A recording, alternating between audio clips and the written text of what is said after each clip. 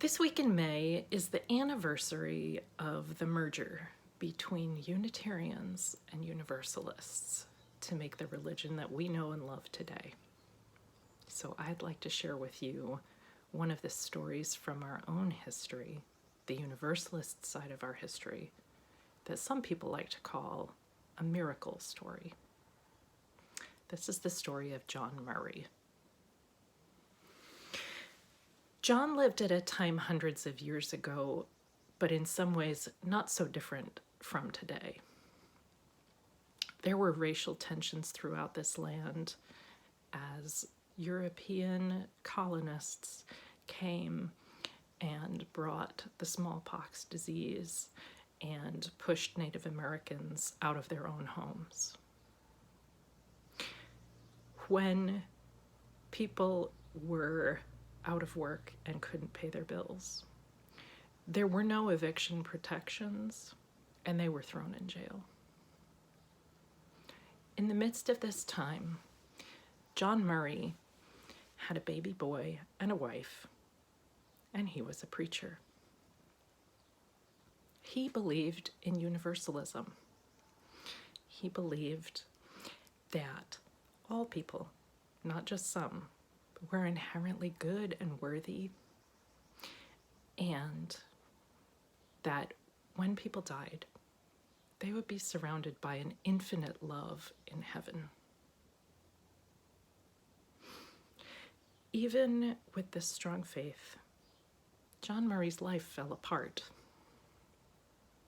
First, his baby boy died, and then his wife, and then 4 of his brothers and sisters. Then he was thrown in debtor's prison, the jail that people went to when they couldn't pay their bills. He was living through a time of great loss, and the things that held him to his life were disappearing. And maybe his inner monologue, the story he told himself inside his head, was too much. So when his brother finally got him out of prison, John Murray decided he needed to make a change. He didn't want to preach anymore, and he didn't want to live in Europe anymore.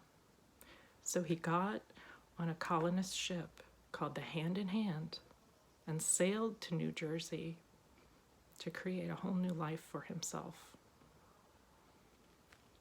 Now comes the miracle part of the story. When the Hand in Hand traveled across the ocean, it made it almost all the way.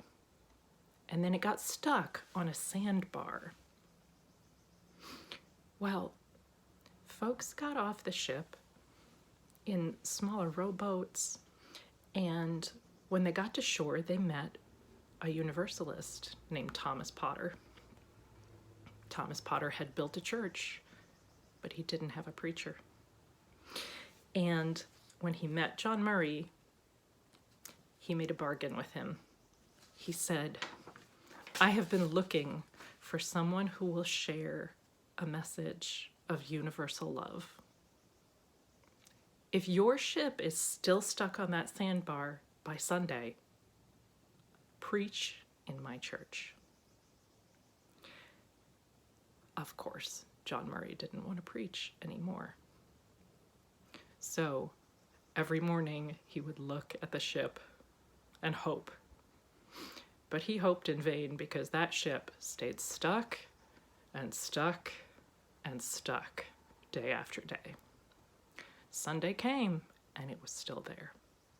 And so John Murray preached for the first time in New Jersey, and then all up and down the coast, from New Jersey to Massachusetts and back again. He went on to help organize the Universalists into an early set of assemblies like we have today, where people could come together to worship and make important decisions. I think we can take some lessons from John Murray's story. in the midst of the many losses of this past year. When we face things like death or job loss, prison, moving, enormous changes in our lives, sometimes we have to make big changes in order to recover, but we can't always do that alone. When we're finding our way into the new life, we may need the help of both friends and the larger forces of love and nature to get past our inner monologue and help ground ourselves in a new life. I hope that you can find solace in friends and the greater love that surrounds us all as you find your way into your changed life.